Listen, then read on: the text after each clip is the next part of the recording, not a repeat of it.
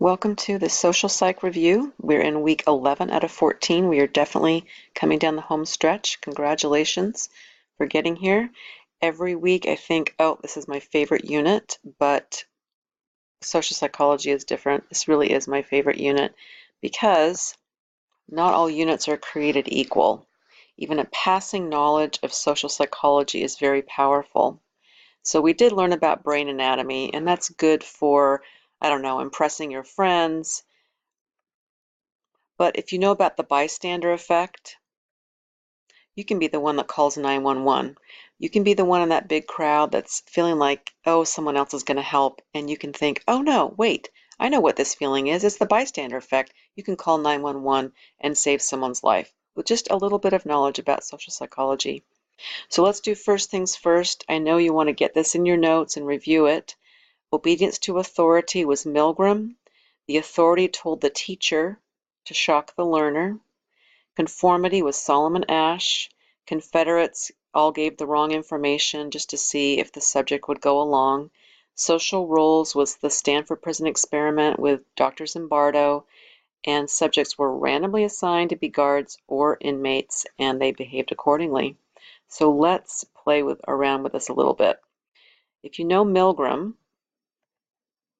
you can better resist authority. So what we learned from Milgram is that most people will obey if they're asked to do something by an authority or someone that they perceive to have higher status.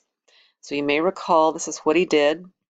The teacher was not really shocking the student. Gratefully, the student was in on the experiment. What percent of people, make sure this is in your notes, what percent actually delivered the maximum voltage? Pause.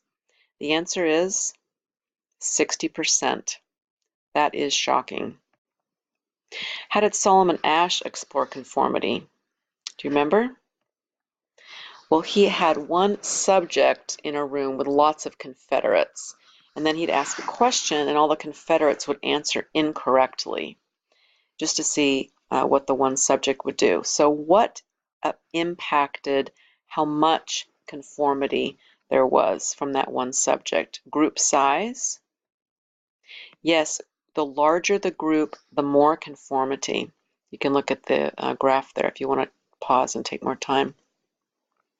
How about the degree of discrepancy? Did that have an effect on how much conformity there was? Yes, it did. If there was just a tiny bit of a discrepancy, it was easier for the subject to go along with the crowd. If it was hugely different, then there was a greater chance the subject would say no and disagree and speak the truth. How about having one dissenting vote among the Confederates, one person who spoke the truth in the room? What impact did that have?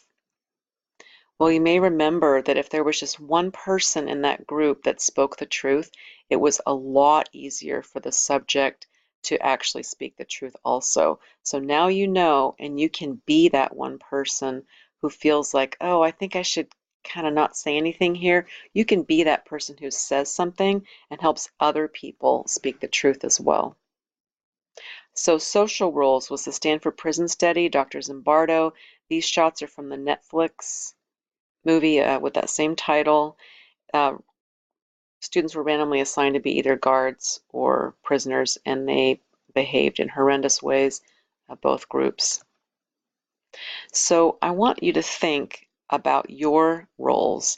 Are you a daughter? Are you a teacher?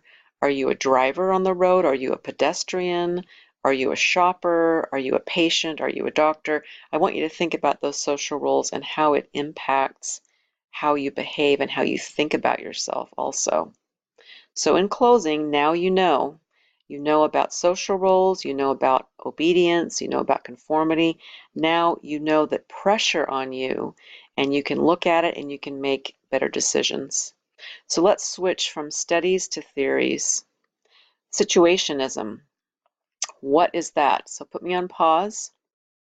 So the answer is situationism is the social psych theory that it is the situation that's more powerful in determining how someone's going to behave.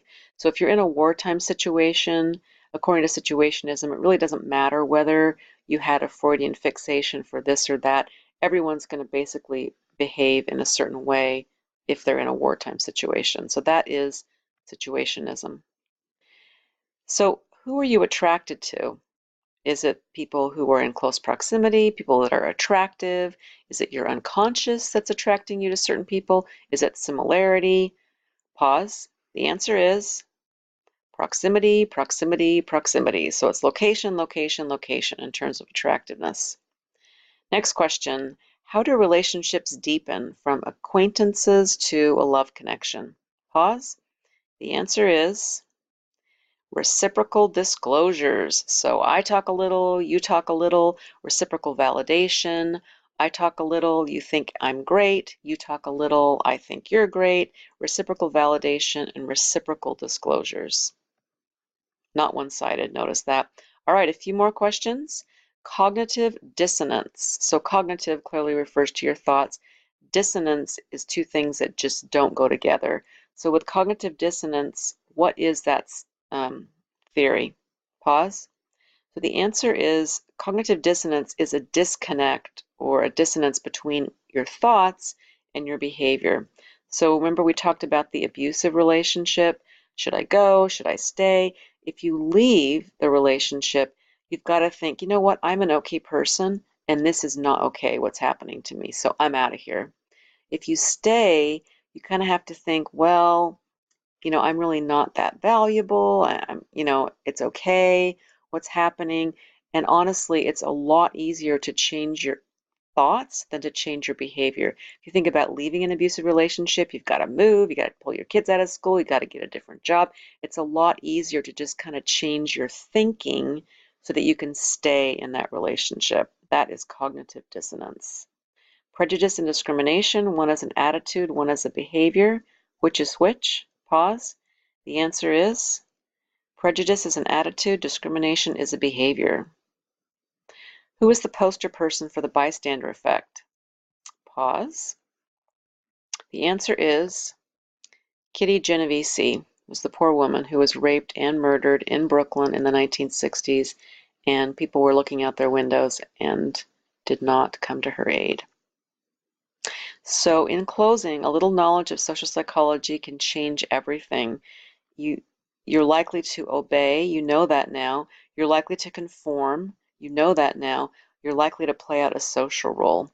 Now you know. Thanks for thinking. Good luck.